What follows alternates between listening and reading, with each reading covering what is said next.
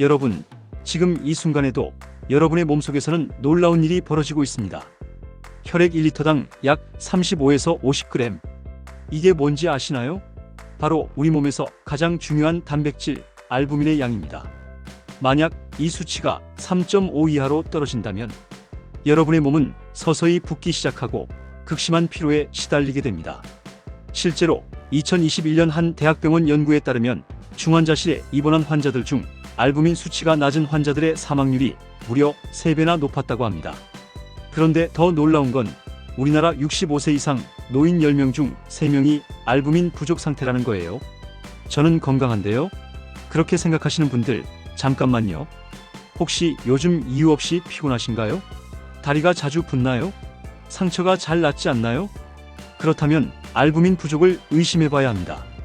오늘은 최근 홈쇼핑을 뜨겁게 달구고 있는, 그리고 의학계에서 생명을 구하는 필수 물질로 인정받고 있는 알부민에 대해 속속들이 파헤쳐 보겠습니다.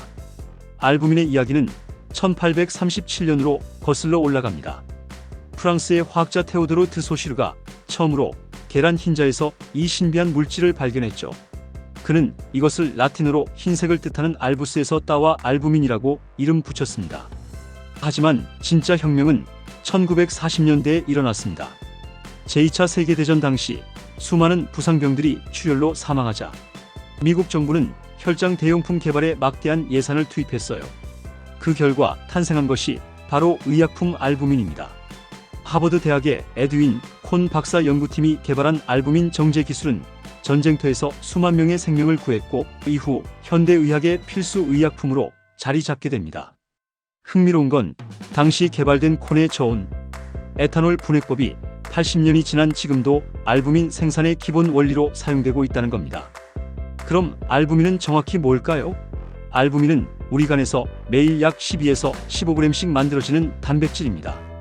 585개의 아미노산으로 이루어진 이 작은 분자는 우리 몸에서 3가지 핵심 역할을 합니다. 첫째, 택배 기사 역할입니다. 알부민은 혈액을 타고 돌아다니면서 호르몬, 지방산, 비타민, 약물 같은 중요한 물질들을 목적지까지 안전하게 운반합니다. 마치 쿠팡 배송 시스템처럼 말이죠. 둘째, 수분 관리자 역할입니다. 알부민은 혈관 안팎의 수분 균형을 조절합니다. 이를 교질 삼투압이라고 하는데요. 쉽게 말해 알부민이 물을 끌어당기는 힘을 가지고 있어서 혈관 속 수분이 밖으로 새어나가지 않게 막아줍니다. 알부민이 부족하면 어떻게 될까요? 물이 혈관 밖 조직으로 빠져나가 온몸이 붓게 됩니다. 특히 중력의 영향을 받는 다리와 발목부터 붓기 시작하죠. 셋째, 해독 작용입니다. 알부민은 우리 몸의 독소나 노폐물을 붙잡아서 간이나 콩팥으로 보내 처리합니다. 일종의 청소부 역할인 거죠.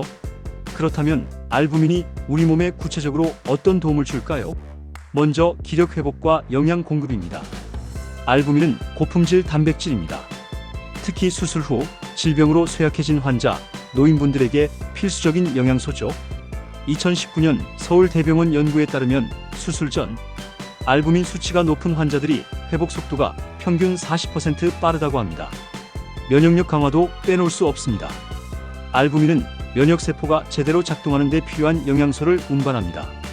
알부민 수치가 정상인 사람은 감염에 대한 저항력이 훨씬 강합니다. 앞서 말했듯이 알부민은 혈관 내 수분을 유지시켜 부종을 예방합니다. 실제로 병원에서는 심한 부종 환자에게 알부민 주사를 놓기도 합니다.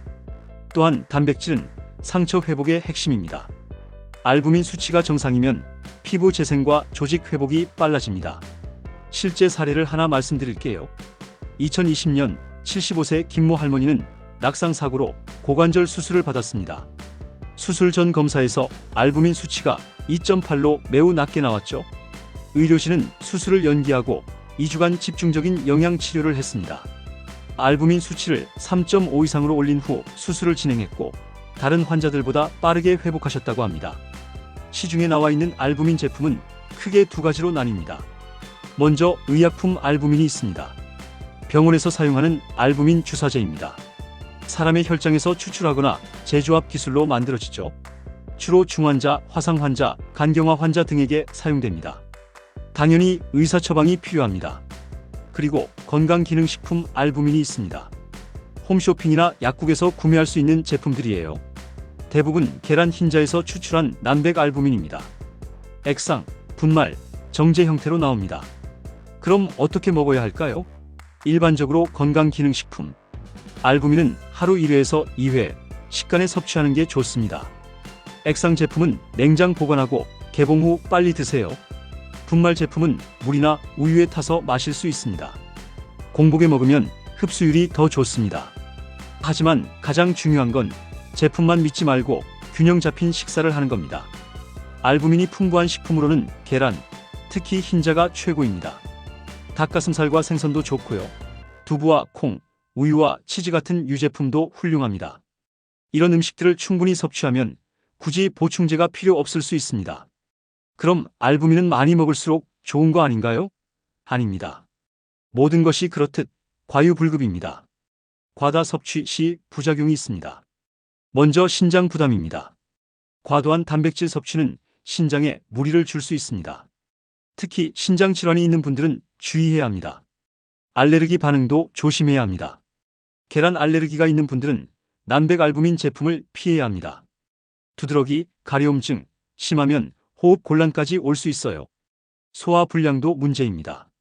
한꺼번에 많이 섭취하면 복통, 설사가 생길 수 있습니다.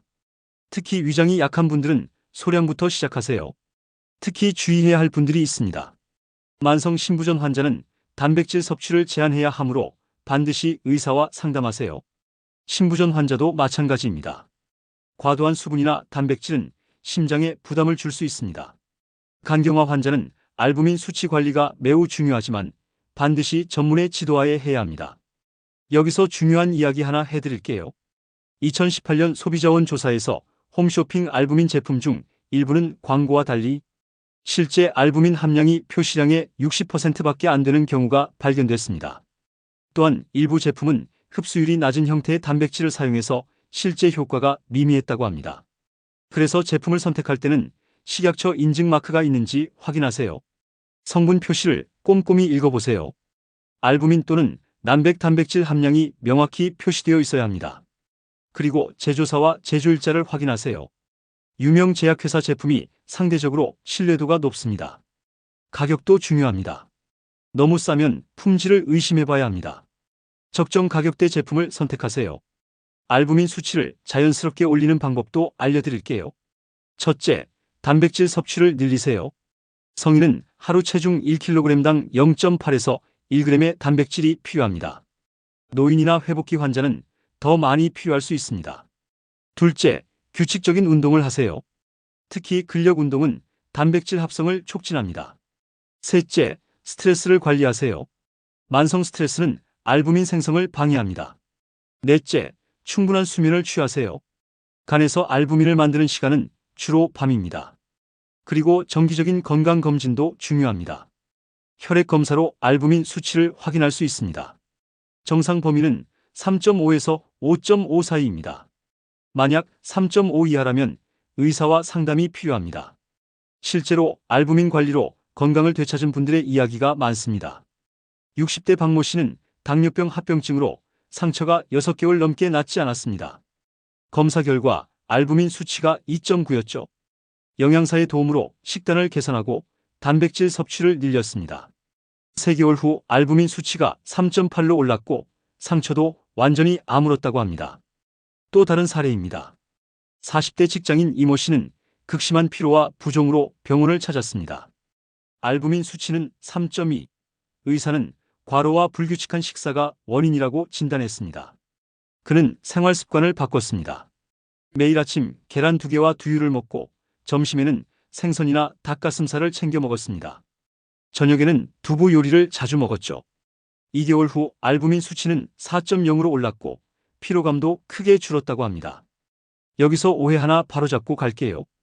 홈쇼핑 광고를 보면 알부민이 만병통치약처럼 소개되는 경우가 많습니다. 하지만 알부민은 영양소일 뿐 약이 아닙니다. 알부민만 먹는다고 모든 병이 낫는 건 아니에요. 균형 잡힌 식사, 규칙적인 운동, 충분한 휴식이 함께 이루어져야 진짜 건강을 얻을 수 있습니다. 또 하나 알부민 수치가 높다고 무조건 좋은 것도 아닙니다. 정상 범위를 크게 벗어나 5.5 이상이면 탈수나 다른 건강 문제가 있을 수 있으니 이것도 의사와 상담이 필요합니다. 마지막으로 정리해 드릴게요. 알부민은 우리 몸에서 매우 중요한 단백질입니다. 영양소 운반, 수분 균형 유지, 해독 작용을 담당하죠. 하지만 가장 좋은 알부민 공급원은 보충제가 아니라 자연식품입니다. 계란, 고기, 생선, 콩류를 골고루 먹으세요. 만약 건강기능식품을 선택한다면 신뢰할 수 있는 제품을 고르세요. 그리고 과다 섭취하지 마세요. 신장질환, 심장질환, 계란 알레르기가 있다면 특히 주의하세요. 가장 중요한 건 정기적인 건강검진으로 자신의 알부민 수치를 확인하는 겁니다. 수치가 낮다면 의사, 영양사와 상담해서 체계적으로 관리하세요.